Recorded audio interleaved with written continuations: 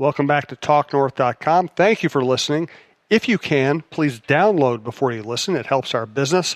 I'd also like to thank our producer, Brandon Morton, and let you know if you'd like to sponsor this program or any of the programs on the network, you can reach me at jsouhan47@gmail.com. TalkNorth.com is powered by Bite Squad. Go to bitesquad.com or download their app.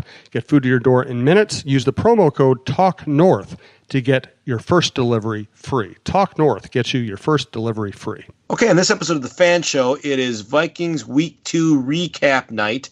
But before that, of course, we had to talk about a little Gopher football and a little bit of the wild preseason training camp stuff. A fun, rollicking, raucous, burping kind of episode with Tony and Lonnie and Brandon and myself. And, of course, this and all the episodes of The Fan Show are brought to you by Tony Hoagland, your State Farm agent in Champlin. And here's Tony with some more about his business right now. Hey, Minnesota sports fans. This is your local State Farm agent, Tony Hoagland. I need you all to ask yourselves this question. If you're in an at-fault car accident and you are sued for $700,000, how much of that $700,000 will my current insurance company pay? If you are unsure or can't answer all $700,000, you need to give us a call. State Farm has been number one in car insurance since World War II and number one in homeowners insurance since 1964. For a no-obligation review of your current policies, call us at 763-421-4900 or check out our website at www.champlininsurance.com. Okay, Brandon, cue the band.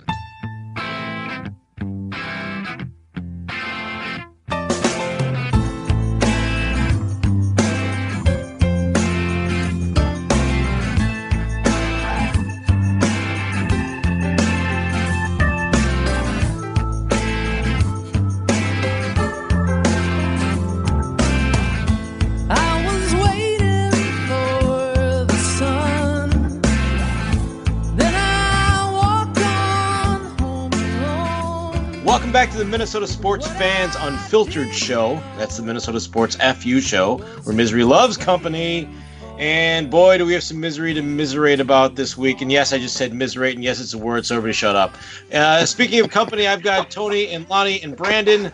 Brandon never says anything, so I'm not going to ask him how he's doing.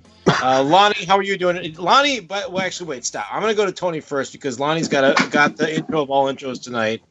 And, Tony, what's up, man? How you doing? I'm doing good, I guess, as good as I could be doing after a tie yesterday, but it's what it is. So we will get there. Trust me. We are going to talk about the tie. I heard you might be heading down to Delano's tomorrow. That would be Tuesday for the next taping of the Russo Suhan show, yeah? I'm going to try and get down there by like 6:30 is when I'm hoping to get there. We're doing our wild season ticket holder.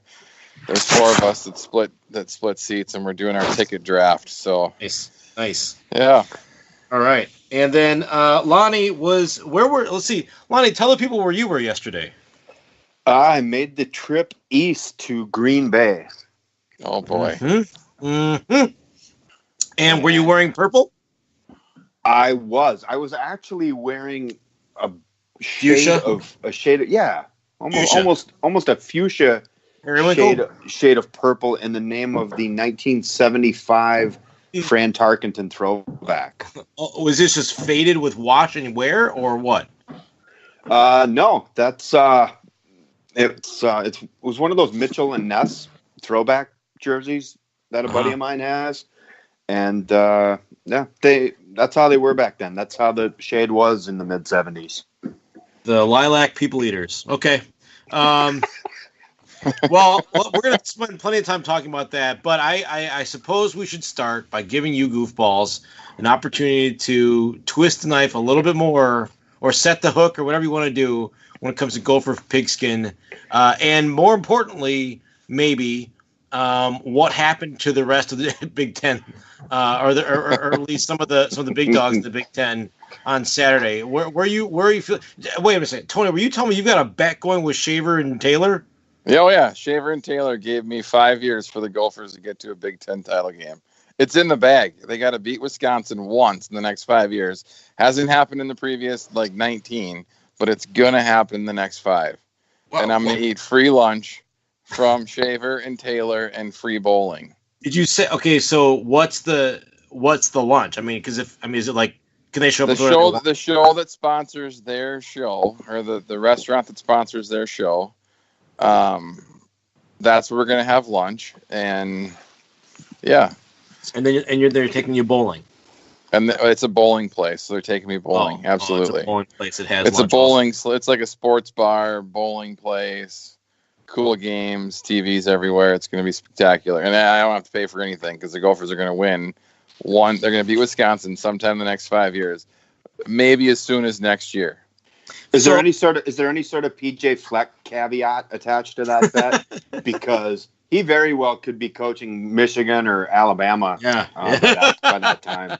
No, that's not. Lonnie, we got to stay positive. We got. That was meant in the most positive way possible. We're gonna stay. That Fleck wants to keep his own brand in Minnesota, and Alabama doesn't want Fleck's brand. Okay, so if, as I've said many times, if they need to keep their oars in their pants to start with, and if they can do that, then we'll talk about getting the oars in the water. Well, my oars are in the water. And Nick, if I was doing any better, thank you for asking, I would have 3 oars in the water. Yes. Well, you got to have one to hoist the sail. So, anyway, we're the Big Ten season is upon us, is it not?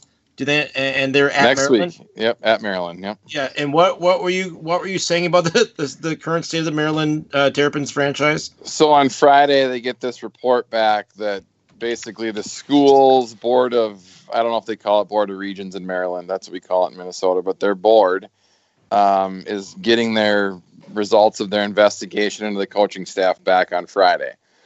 So we'll see if they determined that the coaching staff was at all at fault for the young man that passed away in spring workouts. Sounds like there could be some ramifications that happen Friday, and that could come into play in the game. Now, Vegas still has Maryland by 3, which is essentially a pick 'em on the road. It's a road home team. Yeah, so Vegas has Maryland by 3, so it's still, and Maryland smoked the Gophers last year, so we'll see. Yeah. Okay, so Lonnie's pretty convinced they're going to win, though, so that's good. Is it? Hopefully. Well, is it good though? I mean, what, Lonnie? If any sort of sanctions come down on Friday, I think all bets are off, because what do you do in that case? Like, if your whole coaching staff gets suspended, what the hell do you do? Yeah, there's no way they're gonna spend an entire coaching staff, because what would you do? Like, they've already had to have implemented some sort of contingency plans, I would think. But what is it? I mean, like boosters? I mean, who's calling plays? There had to be 1 or 2 coaches that weren't involved, hopefully. That's what I mean. Like, yeah. But all of a sudden God forbid Mike Prefer had to be a head coach for the Vikings for a game. But all of a sudden you've got some linebacker coach or something like that. Like, I don't see how that isn't a massive disadvantage. Yeah, but you never know. I mean, it however it plays out, whatever the sanctions are, could somehow rally that team. You just don't know. Oh, here we go. Now we're hedging. Uh-huh. Well, you gotta. Nick, you're a Minnesota fan. You got to couch it, right? I know. Well, okay, so you're either rowing the boat or you're not rowing the boat. I'm rowing the boat.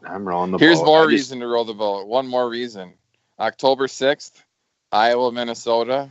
They're in the Final Four for College Game Day to come visit. Oh, good Lord. No way. Yeah. That would be outstanding. I'm nervous. I think it's a year early because there are too many fans like Nick that just would say, good Lord, I'm not going.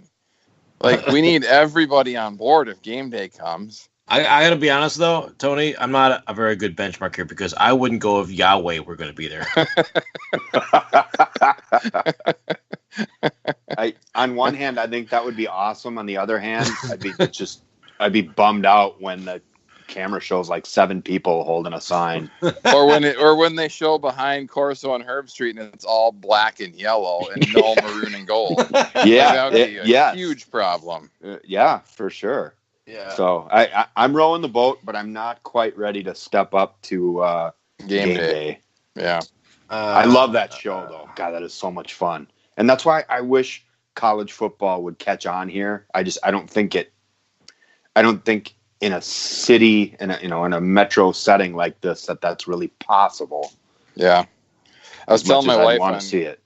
Telling my wife Saturday, I said, when Lee Corso finally kicks the bucket, I'm going to be so sad, because my entire life of being a sports fan, every Saturday I see him put on headgear. You got to love the headgear. Pretty much my entire life. Like, it's something I look forward to every Saturday.